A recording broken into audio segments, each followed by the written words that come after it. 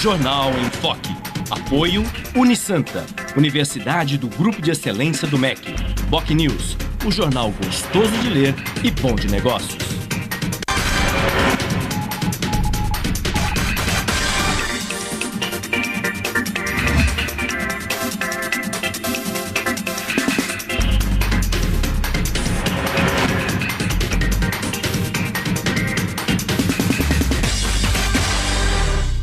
Olá, bom dia. Começa agora pela Santa Cecília TV ao vivo, uma nova edição do Jornal em Foque. E nesta segunda-feira, dia 17 de fevereiro, nós estamos recebendo com muito prazer o subsecretário de Desenvolvimento Metropolitano do Estado de São Paulo, o ex-deputado Edmur Mesquita, do PSDB, e o colega jornalista, professor doutor da Faculdade de Artes e Comunicação da Universidade de Santa Cecília, Fernando de Maria. Vamos agora às manchetes de hoje com a colega jornalista Paula Paparelli. Bom dia, Paula. Bom dia, Chico. Bom dia a todos. O jornal A Tribuna traz a manchete. Túnel cria nova rota viária em Santos. Na Folha de São Paulo, metade dos estados tem gastos acima das receitas. No Estadão, Alckmin promete vigor contra a feira de drogas. No semanal Boc News, Ponta da Praia, vizinho indesejado. No Santa Portal, goleada, Santos leva 4-1 do Penapolense e perde invencibilidade no Paulistão. No G1, Santos e região. Em Juquiá, 135 desalojados e 35 desabrigados. No portal da UOL, metade dos estados e o Distrito Federal fecharam 2013 com gastos maiores que suas receitas. A revista Veja traz na capa os segredos de Sininho. Chico. 8 horas e 7 minutos, este é o Jornal em Foque pela Santa Cecília TV ao vivo. Muito bem. E a sucessão paulista, a sucessão do governador Geraldo Alckmin, ganha novos contornos e muito interessantes do ponto de vista político-eleitoral. Um exemplo é a posição do ex-presidente Lula, que já manifestou a intenção de fazer campanha em todos os cantos do estado de São Paulo, para viabilizar a eleição de seu candidato, o ex-ministro da Saúde, Alexandre Padilha, do PT, Partido dos Trabalhadores. Um outro exemplo, uma outra constatação interessante, será o papel dos demais candidatos ao governo de São Paulo. Será que são candidatos para valer ou vão funcionar como linhas auxiliares durante os debates e durante a campanha dos principais candidatos? Sem dúvida, o governador Geraldo Alckmin, favorito em todas as pesquisas, e o candidato de oposição, o principal candidato de oposição, que será sem dúvida nenhuma, até as eleições começarem, o candidato do PT, o ex-ministro Alexandre Padilha. Resta saber também se o PSB, tudo indica que terá candidato próprio, quem vai lançar como candidato. Se o deputado federal aqui da região, Márcio França, como é o que parece, ou se outros nomes, como a ex-prefeita de São Paulo, Luísa Erundina, o jurista Pedro Dallari, enfim, o deputado Walter Feldman, entre outros nomes cogitados para o PSB. O fato é que a eleição, a sucessão paulista está mais interessante e será certamente mais acirrada do que a própria sucessão presidencial. No programa de hoje nós vamos falar sobre a sucessão do governador Geraldo Alckmin, a sucessão presidencial, as eleições gerais de outubro, entre outros temas importantes para a nossa região. Mas tudo isso daqui a pouco, assim que a Paula Paparelli informar a previsão do tempo e o movimento de balsas e estradas. Paula. A previsão para esta segunda-feira de céu nublado com períodos de chuva. A temperatura varia entre 22 e 27 graus em Santos. As ondas podem chegar a no máximo 1,5 metro nas praias da região. Vamos agora às informações das estradas. Lentidão na subida da serra tanto pela Anchieta quanto pela Imigrantes. O sistema Anchieta Imigrantes opera no esquema 5x5. As pistas norte seguem sentido São Paulo e as pistas sul sentido litoral. As rodovias Padre Manuel da Nóbrega e Cônego Domênico Rangoni apresentam tráfego normal até o momento. E as balsas. A travessia entre Santos e Guarujá opera com 7 embarcações. O tempo de espera é de 15 a 20 minutos. Guarujá e Bertioga opera com uma embarcação com 40 minutos de espera. Participe do Jornal em Foque. Envie sua pergunta pelo Facebook, Twitter ou por e-mail je@enfoquecom.com.br. A reapresentação do programa vai ao ar hoje às 5 horas da tarde. Ou acesse youtube.com/enfoquejornal. Chico. Nós vamos agora para um rápido intervalo comercial e na volta vamos entrevistar o subsecretário de Desenvolvimento Metropolitano do Estado, ex-deputado Edmur Mesquita, do PSDB. Voltamos já.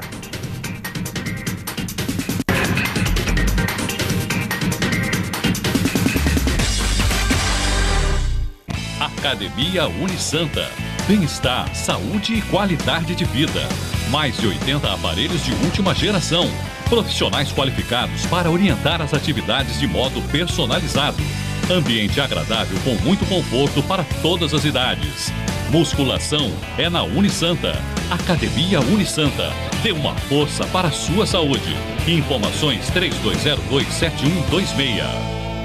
O Jornal Boc News está mais perto de você. O semanário que tem na credibilidade a sua marca registrada está disponível em todas as bancas da Baixada Santista. É isso mesmo. Nas 9 cidades da região, você encontra opinião com credibilidade e informação de qualidade sempre aos finais de semana. E o melhor, pelo valor de apenas uma moeda. Peça o Boc News ao seu jornaleiro. Jornal Boc News, gostoso de ler e bom de negócios.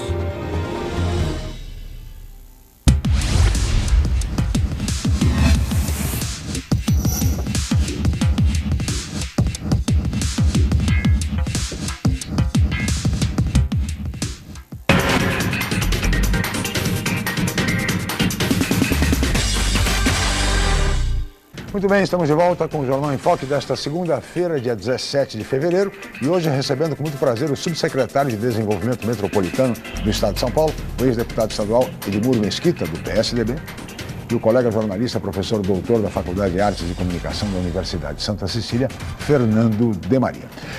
Secretário, bom dia, muito obrigado pela sua presença aqui no Jornal em Foque mais uma vez. Bom dia, Chico, bom dia, Fernando. Eu gostaria... Bom dia a todos os telespectadores da TV Santa Cecília. Pois não, eu gostaria de começar essa entrevista, secretário, falando um pouco de política e particularmente da sucessão paulista. O senhor foi deputado estadual, é um membro influente do PSDB, de primeira hora. Enfim, como é que o senhor está acompanhando o cenário em São Paulo? Que me parece, a esta altura, mais interessante do ponto de vista político, eleitoral, do que a própria sucessão presidencial. Nós temos 3 nomes colocados, enfim, para a presidência da República, mas em São Paulo temos pesos pesados. Quer dizer, o ex-prefeito Gilberto Kassab, o governador Geraldo Alckmin, o ex-ministro Alexandre Padilha, o próprio presidente da Fiesp, o empresário Paulo Scaff, quem sabe o deputado federal Márcio França. Ou seja, é um cenário muito interessante, a sucessão paulista. Como é que o senhor está acompanhando? O senhor acredita que nós teremos segundo turno em São Paulo? Bem, claro, a campanha é possível, né? Mas penso que o governador Geraldo Alckmin, em razão do seu governo ser muito bem avaliado, e a sua imagem também, isso é importante. Sim. Né? Quer dizer, não basta ter uma imagem boa, uma imagem onde as pessoas reconhecem no governador valores importantes, notadamente uma pessoa correta, séria, digna, um gestor da maior competência, da maior qualidade. O estado de São Paulo, se fosse um país, ele seria o terceiro da América Latina. Sim. Só perderia para o México e para o Brasil. Vale dizer que os desafios aqui são gigantescos. E o governador tem demonstrado ser um homem de planejamento, né? Não é à toa que já foi governador 3 vezes, está cumprindo o seu mandato pela 3ª vez e bem avaliado pela população em todas as áreas. Claro que um estado com essa dimensão, nós temos também desafios que estão na mesma proporção. Sim. Mas ele vem enfrentando isso de cabeça erguida, tem separado o aspecto do processo de gestão, né, de governo, de ações de governo, como também de ações de Estado, tem separado isso eu diria, da atividade mais política, estrito senso, e as pessoas, portanto, acompanham a sua trajetória, naturalmente sabendo que ele irá entrar num processo eleitoral, tendo aí na média um índice de aprovação da ordem de 50%. Sim. Então, claro, agora... Aliás, as pesquisas mostram que ele poderia ganhar a eleição até no primeiro turno. No primeiro turno. Agora, claro, depois vamos ver como é que o processo eleitoral vai se dar, né? Quando começar o programa eleitoral gratuito pela televisão, né, pela rádio, pela internet, quando também os debates, como eles serão realizados. Sim. Eu acho que um grande diferencial, né, que certamente será observado pela população a favor do governador é o grau de conhecimento que ele tem do Estado de São Paulo e dos seus problemas. E dos problemas, é verdade. Ele Isso conhece com profundidade. É naturalmente tem atacado as suas causas, as suas raízes e tem realizado um governo muito eficiente. Muito bem, nós vamos ter diversos candidatos, é uma eleição que promete. Fernando de Maria, bom dia, obrigado pela presença. Bom dia, Chico, bom dia, secretário, bom dia, telespectadores. Secretário, o senhor teme que o fato do PSDB estar governando São Paulo há 20 anos, né, e recentemente, em 2012, na última eleição, a gente teve uma onda do novo. Houve várias mudanças na capital, especificamente uma pessoa que era desconhecida do eleitorado, Fernando Haddad, foi eleito prefeito.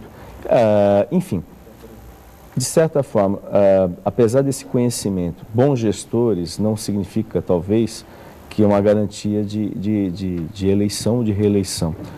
Essa é uma preocupação, o desgaste natural dos 20 anos do PSDB estar no estado de São Paulo, só acho que isso pode ser levado em consideração por um outro lado, independente da questão de números?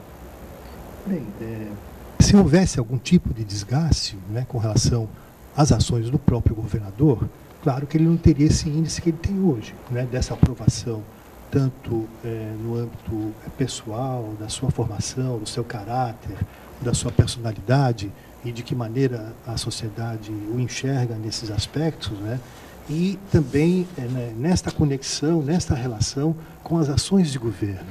Eu acompanho o governador em diversas regiões do interior de São Paulo. A Subsecretaria de Desenvolvimento Metropolitano, ela abrange 183 municípios, né?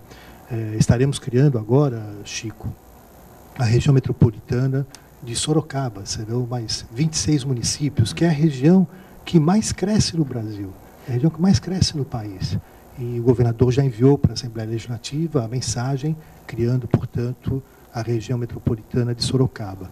Então, nesses municípios, quando o governador naturalmente se desloca para fazer algumas visitas e anúncios que digam respeito a essas regiões, às ações metropolitanas, regionais, de integração, claro que eu sempre o acompanho. E é impressionante a receptividade que a população tem com o governador.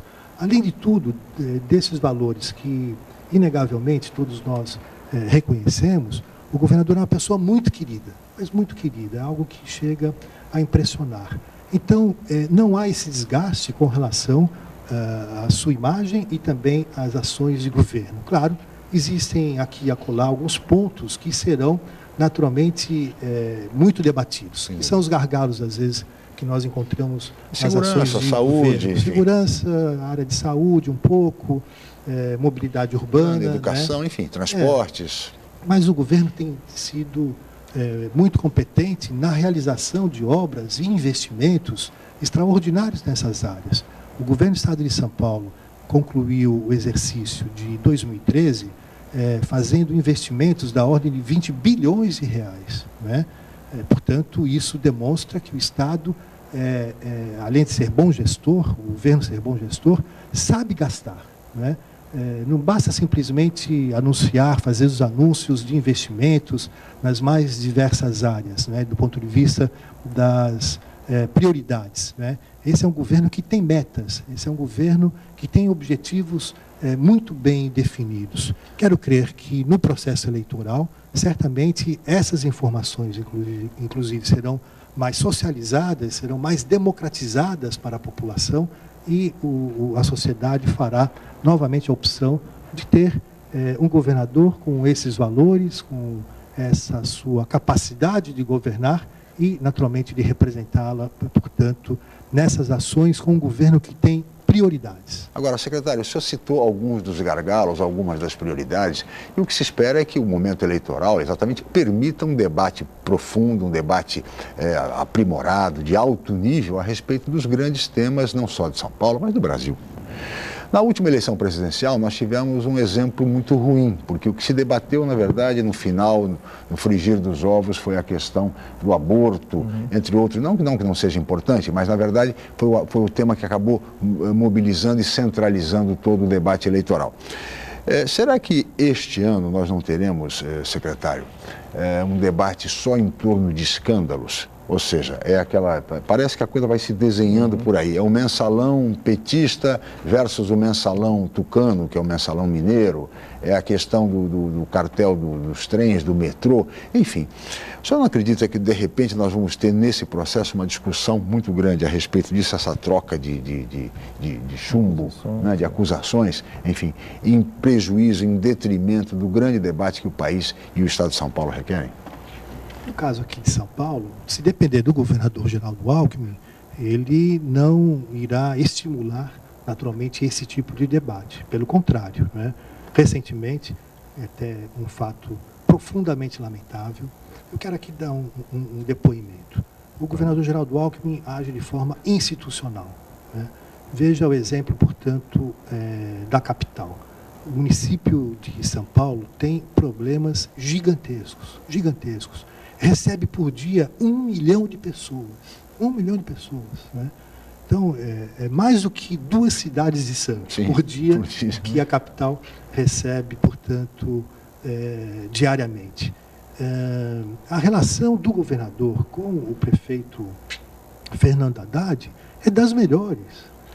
O Fernando Haddad preside, inclusive, o Conselho de Desenvolvimento da Região Metropolitana de São Paulo. Recentemente, tive um encontro com ele, segunda-feira da semana passada, onde nós discutimos, né, a possibilidade dele ser mantido no Conselho de Desenvolvimento, e certamente esse será o encaminhamento a ser dado, porque existe uma relação republicana, uma relação de alto nível. Invariavelmente, toda semana, o governador se encontra com o Fernando Haddad para assinar determinadas iniciativas, determinados projetos, resoluções conjuntas, termos de cooperação, porque não dá para imaginar que os problemas da capital, claro que são de responsabilidade do prefeito, né, como também de responsabilidade do governador. Nós estamos falando de uma cidade que, dependendo da decisão que seja adotada, né, essas decisões elas refletem todos os municípios ao seu redor. A chamada macrometrópole paulista é a terceira do mundo. Terceira do mundo, só perde para Nova Delhi, na Índia, e para o Tóquio, no Japão. É a terceira do mundo. Então, isso tem que ter seriedade nessas relações. Uma coisa é o processo eleitoral, onde a sociedade vai naturalmente fazer a sua avaliação e vai julgar, né, qual a melhor proposta que ela irá identificar para a superação das adversidades e dos problemas concretos, das mais diversas áreas: saúde, educação, habitação, mobilidade urbana, segurança pública, etc. Então, num dado momento, a sociedade vai fazer esse julgamento. Agora, não dá para aceitar, é inadmissível que um candidato que tem se apresentado, que será do Partido dos Trabalhadores, numa declaração feita no interior do estado de São Paulo, tente fazer uma associação do governador com o crime organizado. Ora, em sã consciência, todos nós sabemos, mesmo aqueles que são adversários, que pensam diferentemente do projeto político que o PSDB adotou aqui no estado de São Paulo, todos sabem do passado, da história do governador. Tentar associá-lo ao crime organizado, ao PCC, isso é inaceitável. Começou muito mal esse processo eleitoral. Não é isso que nós queremos construir, e não é essa, naturalmente, a expectativa que a sociedade tem de um debate eleitoral, como disse aqui o Chico, que seja de altíssimo nível. É dessa maneira que a democracia irá avançar. Não fazendo um trabalho reles, baixo, né, de baixíssimo nível, como, por enquanto, pelo menos, se apresentou a candidatura do PT. Inclusive, né, Fernando, a própria presidente Dilma, outro dia, referindo-se aos candidatos de oposição, aos opositores de um modo geral, são uns caras de pau. Porque está nesse nível a coisa, né? E o próprio senador Aécio Neves respondeu dizendo que o PT é um partido à beira de uma crise de nervos, de um ataque de nervos, tamanho desespero que está tomando conta do partido. Fernando de Maria. Não, só dentro dessa frase que o senhor comentou, pelo menos o que eu vi na imprensa, eu não vi ele falando, mas o que eu vi na imprensa, é que ele quis associar, e aí errou, porque na realidade o PCC nasceu no governo do Fleury, que não era PSDB, mas foi essa comparação aí dos 20 anos do PSDB. O PCC cresceu em razão aí dessa presença aí, durante esse período, são 20 anos do PSDB. É claro que aí é uma outra questão, tem uma questão política, mas só para, pelo menos o que eu vi na imprensa, sim, foi essa a frase. Ele não citou nominalmente o governador, mas o PSDB como um todo, nesse sentido, né? Agora, secretário, até, por exemplo, diante das manifestações que aconteceram no ano passado, até uma questão. O governador, ele anunciou vários projetos para a economia de recursos. Entre um deles foi a sua secretaria, que agora não é mais secretaria, foi subsecretaria. Como o senhor, minha curiosidade, como que o senhor lida? O senhor é subsecretário, mas o senhor tem ações como secretário. E a estrutura, o que mudou em relação a isso daí? Mas, secretário, você vai responder no próximo bloco. Nós vamos para um rápido intervalo, voltaremos em seguida com o Jornal em Foque.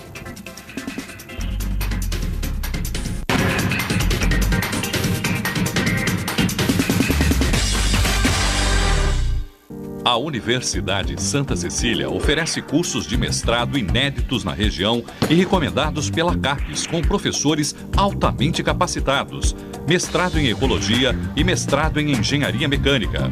Aproveite descontos especiais e financiamento em até 36 meses. Inscrições abertas. www.unisanta.br/mestrado. Informações 3202-7100, ramal 7259. Universidade Santa Cecília, entre as 9% melhores do país. Você procura informação com credibilidade? Aos finais de semana você fica bem informado ao ler o jornal POC News, semanário distribuído em residências, estabelecimentos e shoppings de Santos. E nas bancas de todo o litoral, pelo valor de apenas uma moeda. Além disso, durante a semana, você pode acompanhar as principais notícias da região no site bocnews.com e nas redes sociais, como o Facebook. Agora você fica sempre bem informado. Jornal POC News, gostoso de ler e bom de negócios. Academia Unisanta. Bem-estar, saúde e qualidade de vida. Mais de 80 aparelhos de última geração. Profissionais qualificados para orientar as atividades de modo personalizado. Ambiente agradável com muito conforto para todas as idades. Musculação é na Unisanta. Academia Unisanta. Dê uma força para a sua saúde. Informações 3202-7126. Santa Cecília TV.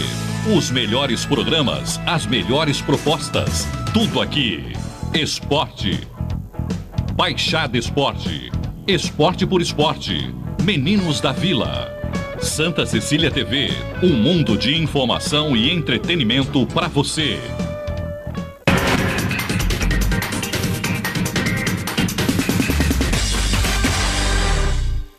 Muito bem, estamos de volta com o Jornal em Foque desta segunda-feira, 17 de fevereiro, e hoje recebendo com muito prazer o subsecretário de Desenvolvimento Metropolitano, o ex-deputado Edmundo Mesquita, do PSDB, e o colega jornalista, professor doutor da Faculdade de Artes e Comunicação da Unisanta, Fernando de Maria, que no bloco anterior deixou uma questão para o subsecretário responder com relação ao trabalho, enfim, ao cotidiano, à rotina na secretaria, já que a secretaria foi extinta pelo governador, mas foi criada uma subsecretaria ligada à Casa Civil. E como tem sido a sua rotina, o seu dia a dia, já que o senhor continua com atribuições de secretário? Bem, a minha rotina é quase de 24 horas por dia. Um trabalho intenso, de fato, as atribuições da subsecretaria permaneceram as mesmas, quando naturalmente foi criada a Secretaria de Desenvolvimento Metropolitano. Respondendo de forma muito objetiva ao questionamento, à pergunta feita pelo Fernando, houve uma diminuição de despesa da ordem de 6 milhões de reais. Não é? Isto, assim, de maneira muito agora objetiva e direta nesse momento. Ao final do ano, nós chegaremos a algo em torno de 40 milhões de reais. Apesar de ser uma secretaria meio, ela não é uma secretaria executiva, ela não realiza obras. É uma secretaria que tem um papel de fazer todo o processo de articulação junto aos prefeitos, aos representantes do Estado, dentro do próprio governo, nessa chamada macro-metrópole paulista, que é composta por 183 municípios, definir qual será a política de integração a ser desenvolvida em cada uma das regiões metropolitanas e também nas aglomerações urbanas, no caso de Piracicaba, que é composta por 22 municípios, e também a de Jundiaí, que tem 7 municípios. E definir as metas com muita clareza nessas áreas das quais aqui já fiz referências, principalmente mobilidade urbana, que é um tema hoje central, segurança pública. Depois, se for o caso, posso até fazer algumas referências a esse respeito, dos indicadores que estão sendo apresentados em cada uma dessas regiões. Criamos o Gabinete de Ações Integradas Metropolitanas, é uma experiência nova que está sendo desenvolvida e com bons resultados, produzindo bons resultados. Vale dizer, então, que esse processo de extinção da secretaria e a criação da subsecretaria irá culminar, ao final do ano, uma economia da ordem de 40 milhões de reais, em função de contratos também que estão sendo reavaliados, em função, do ponto de vista administrativo, de um imóvel que nós tínhamos, a sua locação perto da sede da secretaria, que fica na rua Boa Vista, a transferência desses funcionários para a sede central da secretaria. Então, foi uma medida que o governador adotou, não naturalmente de forma isolada, num conjunto de outras medidas também adotadas, e que certamente o resultado no final do ano, tudo isso fará com que ele faça mais investimentos ainda nas áreas que ele considera naturalmente áreas essenciais. Secretário, o senhor foi deputado estadual, foi vereador, enfim, tem uma carreira política. Está nas suas cogitações, em função das eleições gerais de outubro, disputar a eleição, tentar voltar à Assembleia Legislativa? O senhor cogita ser candidato? Eu tenho sido muito pressionado para isso, tanto aqui na região, na Baixada Santista, pelo cenário que hoje se apresenta, pelo fato do Bruno Covas postular, portanto, hoje uma outra candidatura a deputado federal, o ex-prefeito João Paulo Tavares Papa, que concluiu o seu mandato de prefeito com um índice de aprovação dos melhores que nós tivemos na história política do município de Santos, também fez a escolha e a opção de ser candidato a federal. Então, claro que é um processo, eu diria, natural. Há espaço, sem dúvida, é um processo natural. Fora também as pressões que eu sofro do partido, no âmbito do Estado, de lideranças importantes.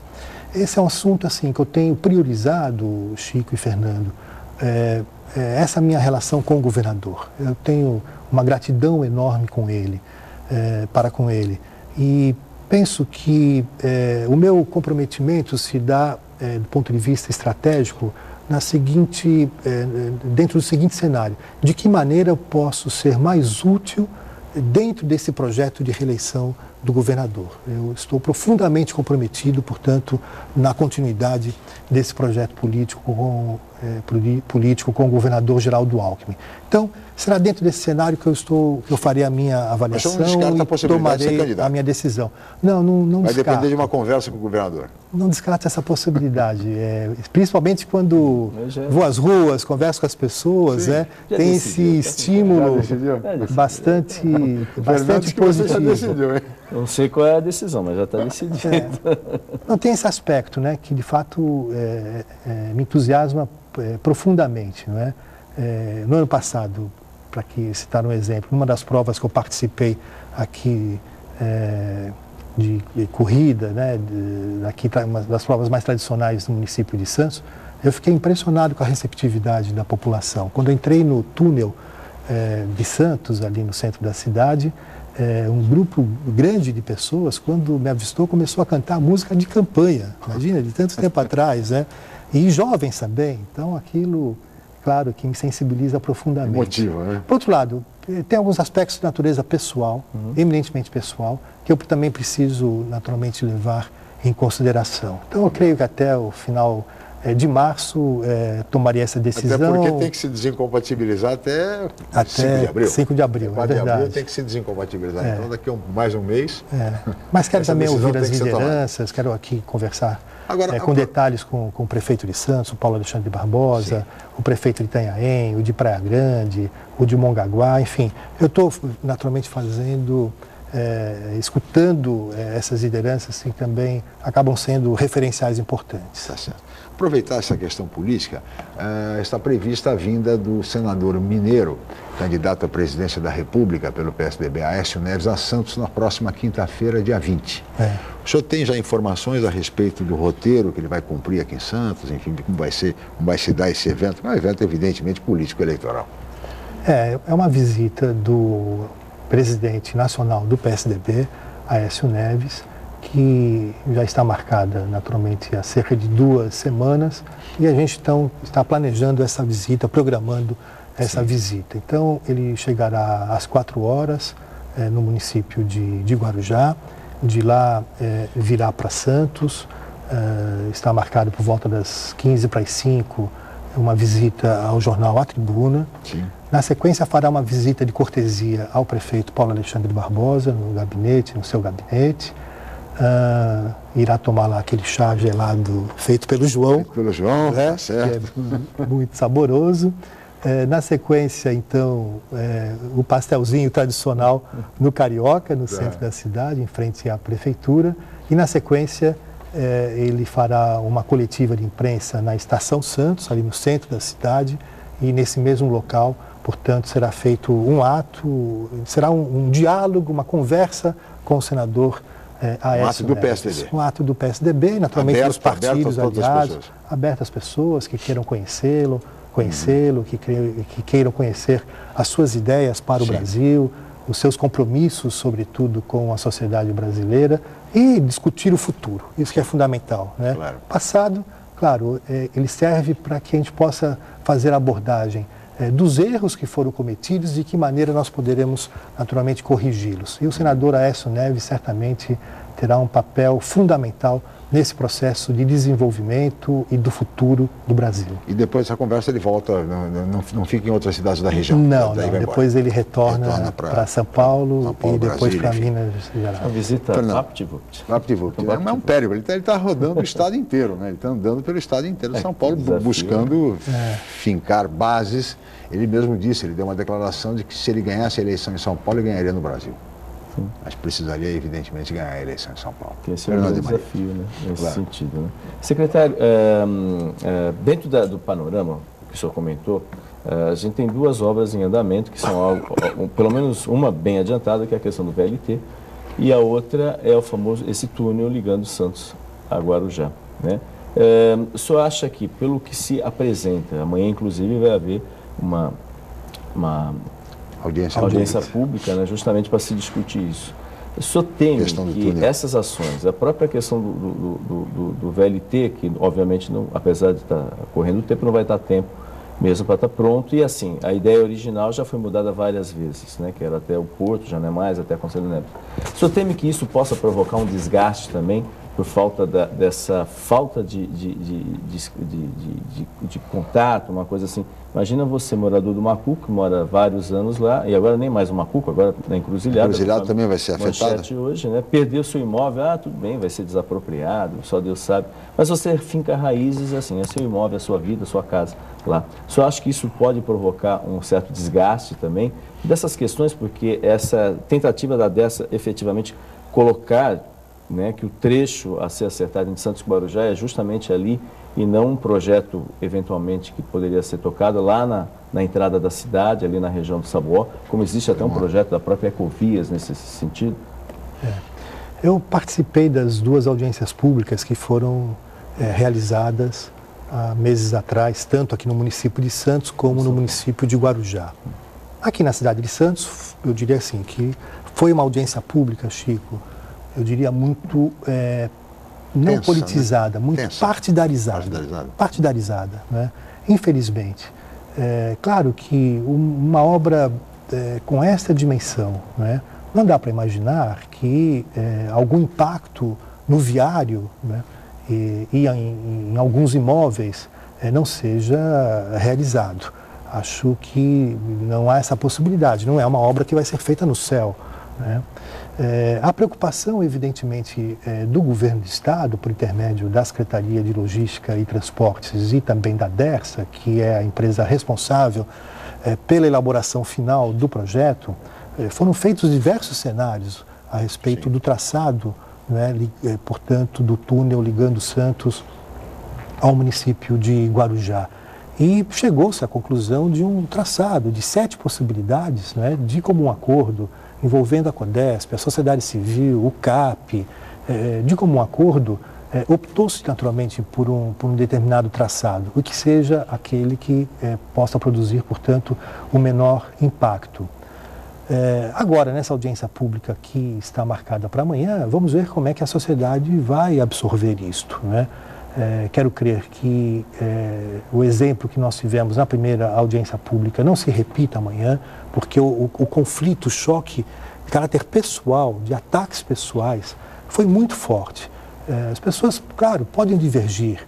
Eu reconheço que quem terá o seu imóvel desapropriado não é fácil, tá certo? Porque vai ter que pensar, vai ter que mudar de um local que certamente já está morando ali, residindo há 10, 15, 20 anos, já tem a sua identidade criada, a sua raiz ali. Mas, enfim, uma obra dessa dimensão, infelizmente, algumas desapropriações terão que ser feitas. O que é importante ser destacado, aquilo que eu posso antecipar nesse momento, é que todo o projeto que foi elaborado está sendo feito de forma conjunta com o setor público, com a participação dos agentes públicos desta cidade e também do município de Guarujá. Na Ilha de Santo Amaro, eu participei da audiência pública, não houve o menor problema, muito pelo contrário. Há ali uma expectativa. Os moradores querem, né? Os moradores exatamente. Querem porque vão sair uma área degradada e, portanto, querem sair de lá e vão sair exatamente. Mesmo. Ali há uma expectativa positiva e querem que, naturalmente, essa obra comece rapidamente.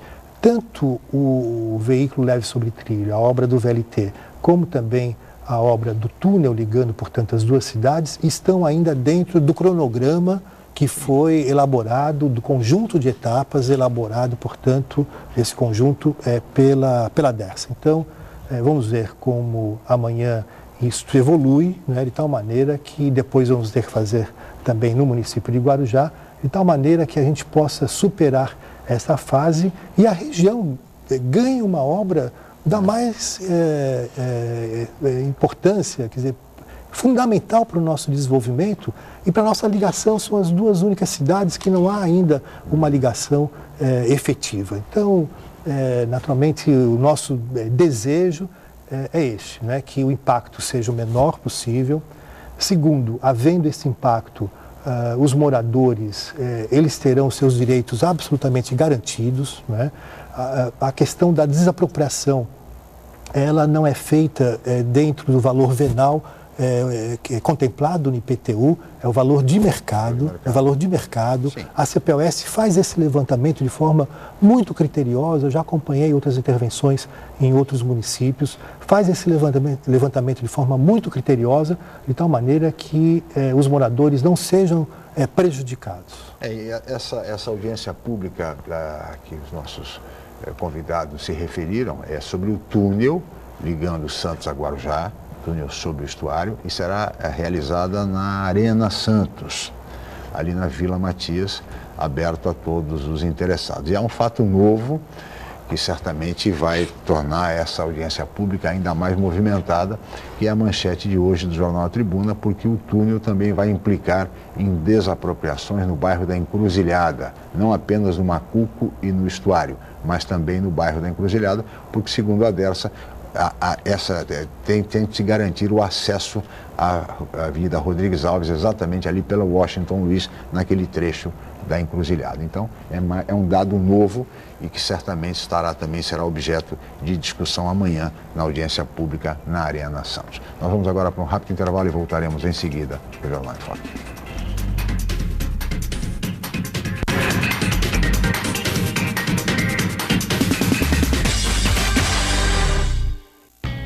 No Santa, você conquista muito mais do que conhecimento. Aprende a explorar os diversos caminhos da vida e já começa a vivenciar o ambiente universitário. Aqui, além da formação, você ganha amigos e lembranças que irão acompanhar você para sempre, junto com todo o conhecimento adquirido nos melhores anos de sua vida. Colégio Santa Cecília, há 50 anos, formando e educando gerações. O Jornal Boc News está mais perto de você. O semanário que tem na credibilidade a sua marca registrada está disponível em todas as bancas da Baixada Santista. É isso mesmo. Nas 9 cidades da região, você encontra opinião com credibilidade e informação de qualidade sempre aos finais de semana. E o melhor, pelo valor de apenas uma moeda. Peça o Boc News ao seu jornaleiro. Jornal Boc News, gostoso de ler e bom de negócios.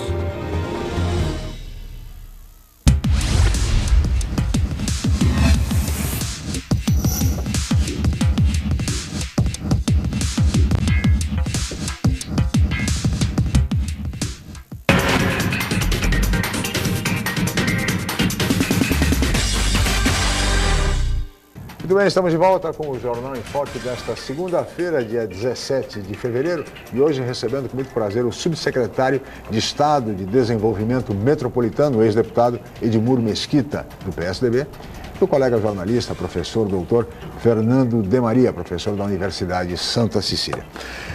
Secretário, o senhor fez referência durante a entrevista a uns certos gargalos na nossa região, e de fato existem esses gargalos, principalmente a questão da mobilidade urbana. Então nós temos várias obras em andamento, projetos, falamos sobre o túnel ligando Santos a Guarujá, falamos de VLT e também a entrada da cidade, por conta da super safra que vem chegando aí. Eu imagino que esta seja uma das preocupações da Subsecretaria de Desenvolvimento Metropolitano, porque tivemos mega congestionamentos no ano passado, exatamente nesse período da safra de grãos, e há exatamente o risco de que tudo isto volte a ocorrer. Há uma série de medidas, plano de gestão integrada, enfim, um plano no sentido de minimizar os impactos. Quando é que nós, santistas, secretário e também moradores da Baixada Santista, teremos os acessos mais tranquilos para a nossa região diante dessa super safra, diante dessa movimentação imensa de quase 15 mil caminhões por dia na nossa cidade? Olha, Chico, de alguns gargalos existentes, daquilo que é de responsabilidade, de competência do governo do Estado de São Paulo, o esforço está sendo feito, os investimentos estão sendo feitos. Nós temos ali, atualmente, o investimento do anel viário de Cubatão, investimento importante. A construção do segundo viaduto Rubens Paiva também, ligando o Jardim Casqueiro ao centro do município, que logo cedo, por volta das 6 horas da manhã, 6h30, fica tudo paralisado, os investimentos que já foram anunciados pelo governo do estado com relação à entrada do município de Santos. Creio que essa é uma ação absolutamente conjunta. Não dá para imaginar que a responsabilidade seja tão somente do governo do estado de São Paulo e dos municípios. O governo federal, naturalmente, tem que participar. Claro. E há uma certa, às vezes, dificuldade. Não digo aqui, por exemplo, na CODESP. A nossa interlocução com a CODESP é muito positiva, com o presidente, com a sua diretoria, e não há nenhuma dificuldade nessa relação. Acho que avançamos bastante na medida em que a CODESP também assumiu o seu papel de fazer esse processo lá de agendamento prévio, para que então isso possa ser melhor organizado. Mas não estão cumprindo, né, secretário? Melhor planejado. Pois é, recentemente eu também acompanhei as matérias da falta de cumprimento das empresas e daqueles que, enfim, dirigem os seus caminhões. Mas esse é um processo que tem que ser feito uma ação conjunta. Então, do ponto de vista do governo do estado, a Polícia Rodoviária está participando disso. Sim. A Secretaria de Transportes e Logística do Estado de São Paulo também vem participando disso. A Artesp vem que, aliás, participando. A coordenação é da Artesp. É da Artesp. A Ecovias Sim, também vem participando, porque o papel da Ecovias pode ser muito importante do ponto de vista da organização do tráfego de caminhões no Planalto. Então, quero crer que, com relação aos investimentos daquela proposta, do projeto que o Fernando aqui fez a referência, o governo do Estado de São Paulo está aberto a isso. É uma obra que tem uma vocação diferenciada da ligação Santos-Guarujá, É uma outra vocação. Então, o governo do Estado de São Paulo já se colocou à disposição para fazer esse debate. Agora, é preciso que seja construída uma agenda. Se nós não pensarmos a construção dessa agenda, definindo naturalmente um cronograma de cumprimento de etapas, né? Isso acaba naturalmente não saindo do papel. O governo do Estado não pode fazer esses investimentos sozinho. Tem que ter esse espírito de parceria, porque esse também é o papel do governo federal. Vale dizer, para concluir, que não se trata de ficar jogando essa responsabilidade ou fazendo acusações. Olha, isso depende desse setor ou daquele setor.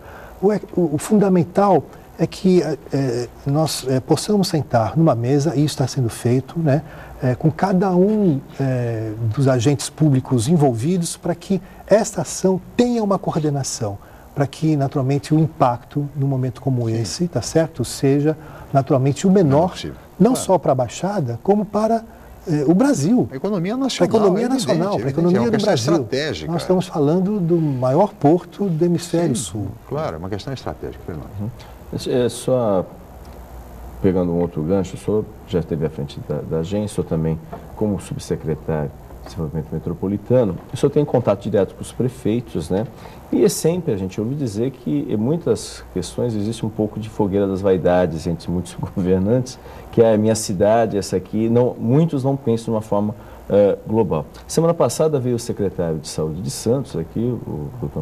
Marco Calvo, e ele comentou, por exemplo, daqui a 1 ano e meio, 2 anos, vai entrar o Hospital dos Estivadores vai estar em pleno funcionamento, vão ser necessários mais de 1.000 funcionários e obviamente, isso vai ter um custo elevado, né, para dentro da manutenção desse hospital, que vai ser, principalmente pelo total de leitos que Santos oferece, acaba sendo referência para toda a Baixada Santista e, obviamente, o Hospital dos Estivadores caminha para tanto, né? Então, é uma coisa na área da saúde, a visão metropolitana da área da saúde, aqui especialmente na Baixada Santista, que é o foco central, e um outro aspecto também que muito se fala, pouco se age, uma questão de um planejamento, o que existe de planejamento a respeito do lixo produzido pelas cidades da Baixada Santista. Por exemplo, São Vicente manda para Mauá, se eu não me engano, né? Alguns outros municípios usam aterro lá na área continental de Santos, e o prefeito Mourão já falou do incinerador de lixo. Isso já se fala há anos e nunca ninguém agiu efetivamente sobre isso. Então, essas duas questões, saúde e a questão do lixo, que é um problema seríssimo, que tem a ver com a saúde, obviamente. Olha, Fernando, com relação à saúde, ainda neste ano, eu mesmo promovi um encontro, uma reunião com os prefeitos da Baixada Santista e os secretários municipais de saúde com o secretário Davi Wipp. O Davi Wipp conhece detalhadamente os problemas da região nessa área da saúde. É um médico reconhecidamente importante, não só aqui no país, mas reconhecido até fora também das divisas do Brasil. E antes dele ser nomeado secretário de Estado da Saúde, ele coordenava uma agência de saúde da região metropolitana de Santos. Então ele conhece profundamente os problemas de cada um dos municípios e quais são, naturalmente, as soluções, os projetos que criam um impacto maior, positivo para a saúde desta região.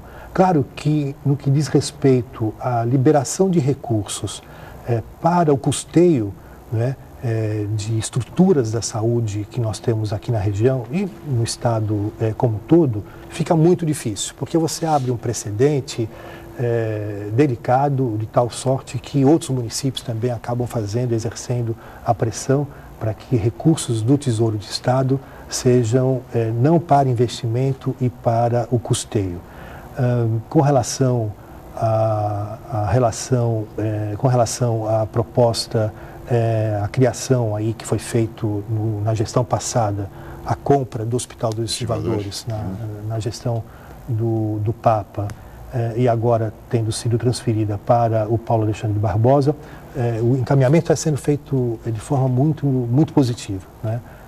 O governo do Estado de São Paulo já liberou, se não me falha a memória, 20 ou 25 milhões de reais, e, portanto, isto tem cooperado de forma efetiva com o município de Santos, que passa a ser, naturalmente, importantíssimo para a cidade. A Santa Casa tem um grau de ocupação de leitos hospitalares que está acima daquilo que ela já pode oferecer, né?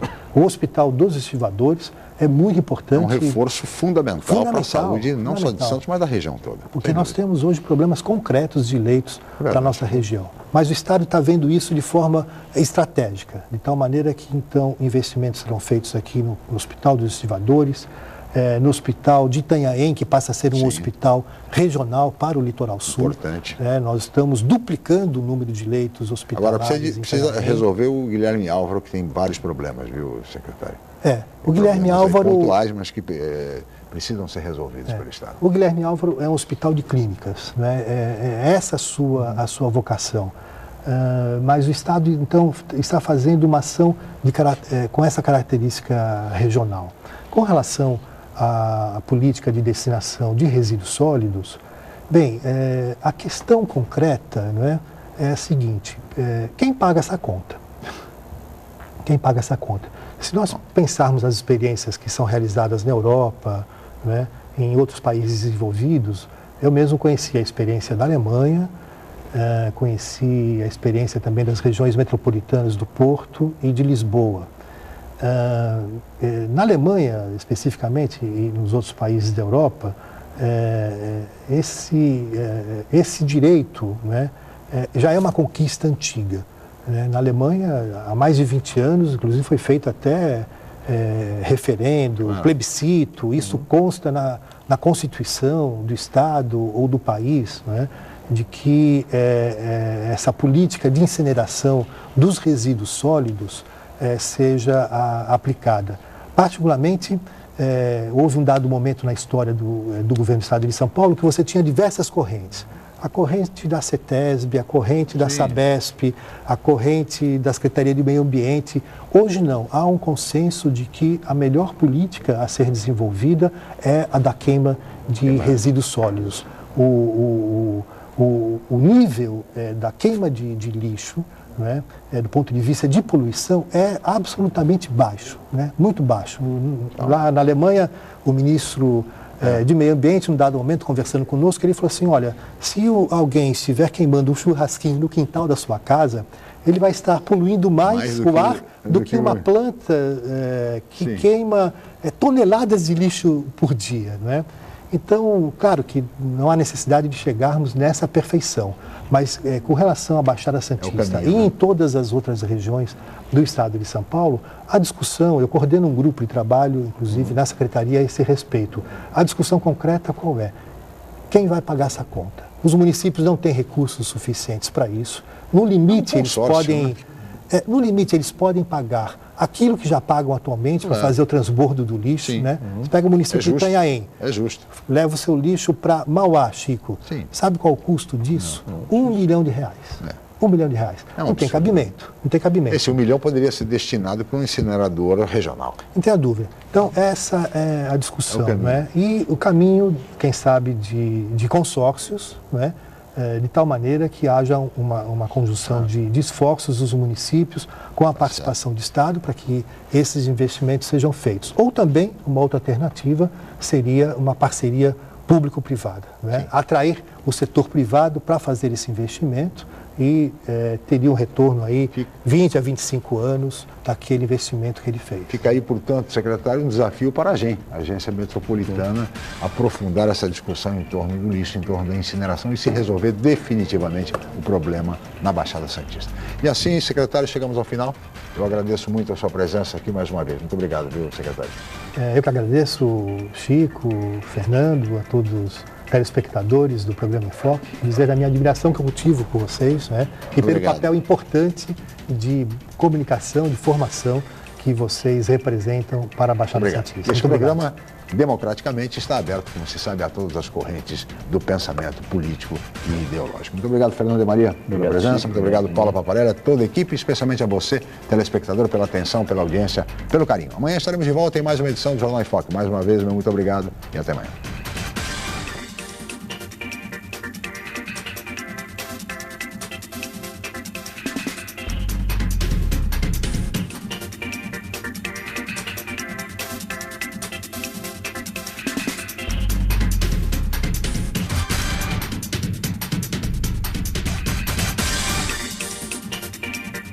Jornal em Foque.